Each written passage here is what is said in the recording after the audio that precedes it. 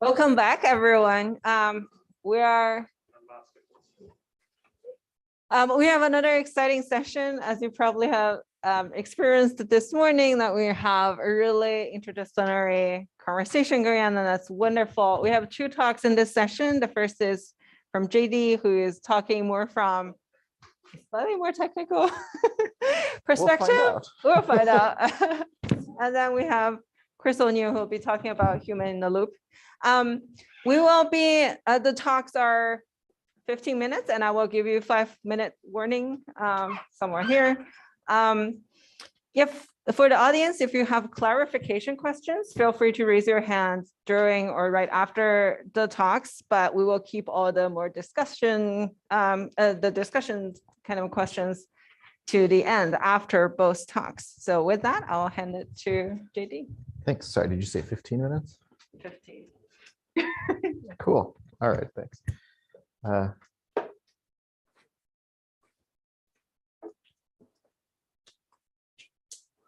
everyone. My name is JD. I'm very happy to be back at in the cluster. I was out last week, unfortunately. I'm going to talk to you today a little bit about a project that I've been working on in partnership with Chen Yang from Cornell Tech and Richmond Wong, who's a postdoc here at Berkeley for the next month before he goes off to start his assistant professor gig at Georgia Tech, which is very exciting. So all the great ideas in this talk are due to Chen and Richmond, and you can assign any suboptimalities to myself. All right, let me start by talking about large language models, or LLMs. I'm sort of curious for a show of hands of like, who has heard of large language models? Okay, so you've probably heard of like GPT-3 and some of these other things. Would it be helpful to give a little bit of context, some examples of like what exactly I'm thinking of here? Yeah, okay. So language models are sort of this older technique, where by older, I mean several years, decades, depending on how you measure it. But essentially, they are models that predict text based on prior text. So you have a corpus of data. You have a training set that you've used to set up your language model previously. You feed in that initial prompt, that initial set of text, and then you ask the language model what text comes next, and it provides you with a bunch of additional text. There are multiple different formulations of language models. The large language models that people are using today tend to have this kind of structure, but there are also versions of it where you can ask it to insert text in the middle and some other things like that.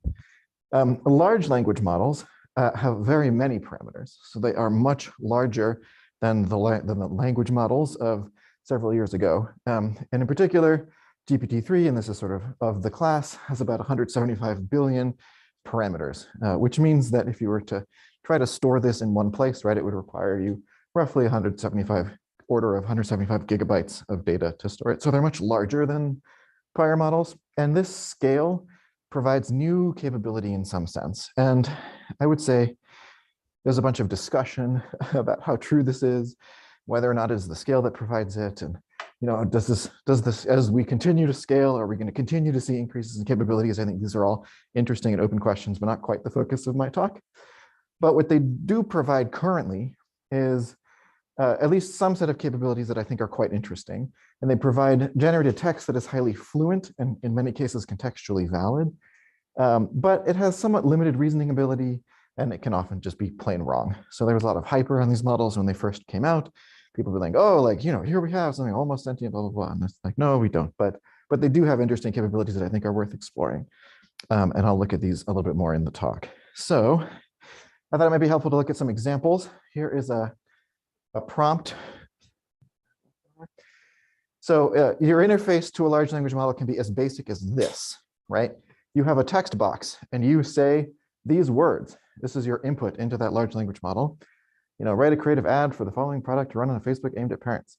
Here's the product, and it will give you some copy, right? And this is like, there's no specific training for this large language model in copy producing other than text that might exist in the input data set, right, in the training set. So if you've seen this kind of stuff before, you're probably not very impressed. If you haven't seen it before, you might be a little bit surprised to learn that it in fact is fluent English text, right? And it looks like you might actually use that kind of copy if you were imagining designing something like this. There are a bunch of other examples here. There is like fact-based Q&A that these language models can engage in that's pretty fluent. There's also sort of fact-based, like an essay outline, for example. So showing that there is sort of some capability for recall of like facts about the world in these models that can be drawn upon by writing a prompt in a particular way.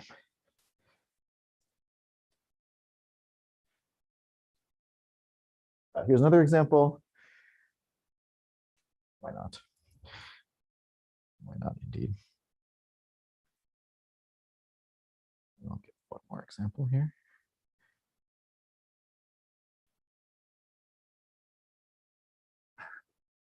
This one is a little near and dear to me because Chen and I have another project in which we are trying to build chatbots based on these large language models, and it is, let me tell you, it's exciting.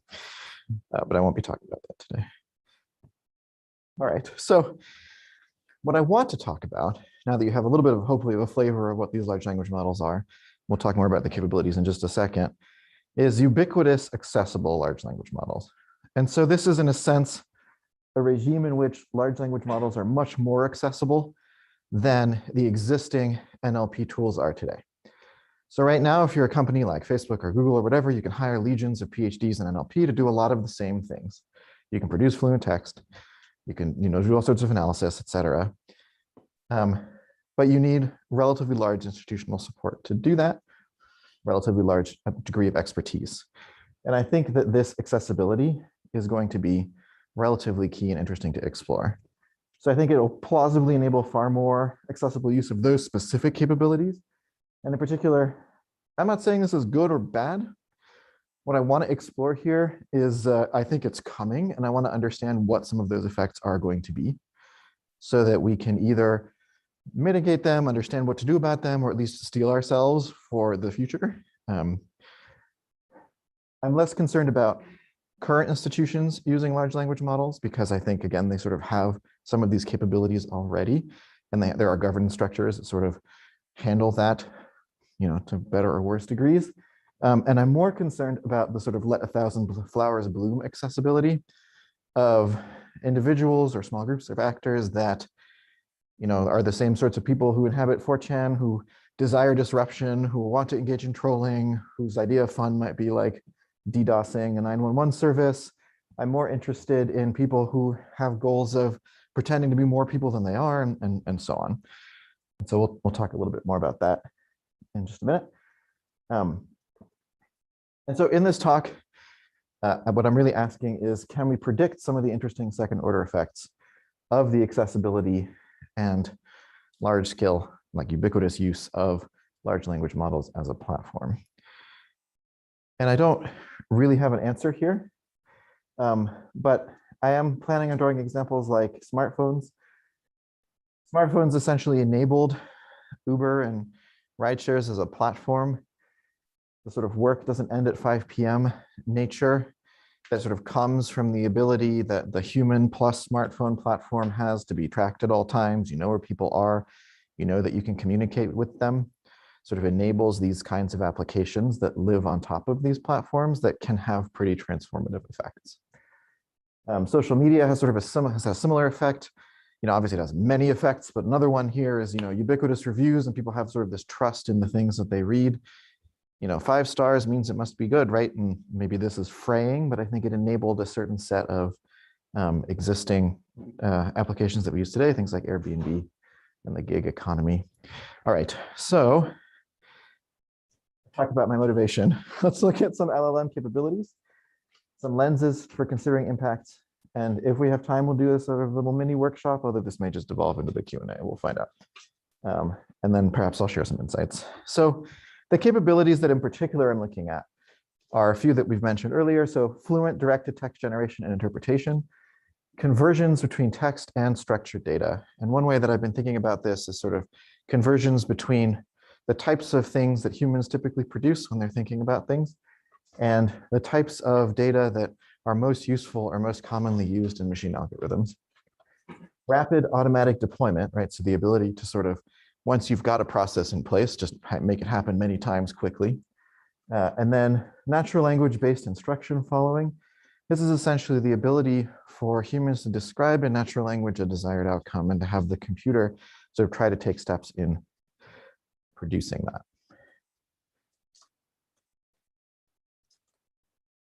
I want to share a couple lenses that I think might offer an interesting way of taking those capabilities forward.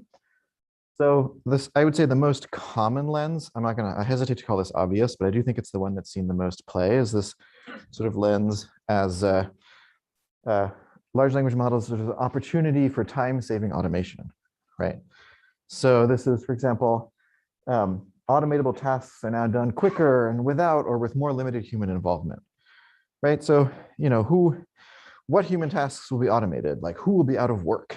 Whose experiences will be less personalized or repersonalized? Like, how much energy will this use? Things like that. I think people have been asking these kinds of questions to some degree of fruitfulness recently. I'd like to propose a couple more lenses. The first one here, I think of as labor of love.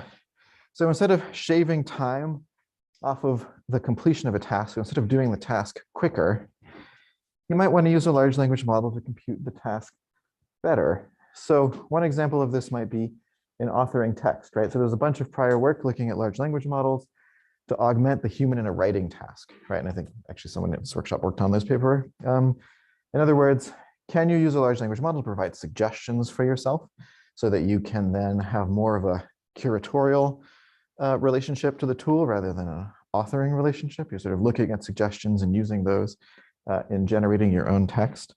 There are some examples of this in poetry, using large language models to generate text that's used for inspiration or for ideation. And perhaps the more uncanny valley side of this, there's importing a deceased loved one's writings or chats or sort of historical messages, and then using the large language model to sort of take that to the next level and have a conversation with that person, right? With sort of the large language model impersonating the deceased loved one. I couldn't help but include this, but I think of this lens a little bit as giving a shit as a service, if you'll pardon my language here. In other words, it is a way to show that you care, to do something rather than saving yourself time, to continue to invest that time, but to have a better outcome. Okay. The second one here, second lens I'll talk about is the system 1, system 2 analysis. This is where you're using a large language model a little bit in the sort of, I should say, sorry, system 1, system 2 in the like Kahneman sense of like, rapid versus slow analysis, using large language models to help you make decisions. So one example of system 1 would be, can I use a large language model to figure out what I want for lunch, right? Here's what I had the last several weeks. What should I have for lunch today? There's also the sort of system 2 version of this, which is a teacher asking perhaps, is this a good paper? Here are some examples of good papers. Here are some examples of bad papers. And you could absolutely just pipe this into the interface that you saw earlier and get an outcome of like, yes, this is a good paper. Here are a bunch of reasons why. And obviously, I'm sure you can think of some of the effects of doing that kind of thing. The third lens here is sort of more human than human. This is inspired by some recent work that we saw from Yakush and Naman at Cornell Tech, using large language models to deceive by pretending to be human. So large language models are capable of generating text that seems more human than typical human text. Sort of could be used for impersonation of known people. You'd be used for deception. For example, political attacks, feigning popular support, and things like that. All right, I suspect we don't have time for the mini workshop at this point. We'll call it, okay. So I offer these as sort of an opportunity, a way of thinking about, I'll put this on here and maybe we'll get to it at some point, perhaps during the cluster, but I think I offer these as a way of thinking about what are the kinds of questions we should be asking about how people might use large language models in the future under the assumption that they become relatively ubiquitous and accessible. So I'll be writing a paper about this in the next couple of weeks, but hopefully. So what I thought I could do was have you all actually pick a domain that is familiar to you, and something work related, hobby related, whatever. Think about the capabilities that we described earlier. Think about these lenses, and try to figure out if you can think through, what kind of thing might someone use these capabilities for, given that particular lens in that particular domain, and what are some of the outcomes of doing that kind of thing. right? And I sort of sprinkled some examples throughout the talk of things that I thought were interesting, but I would be curious if you all have thoughts on this as well. All right, how's that? Good? Okay, thanks.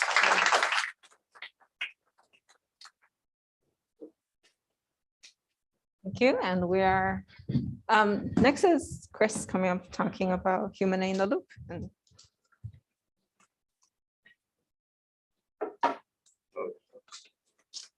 Hey.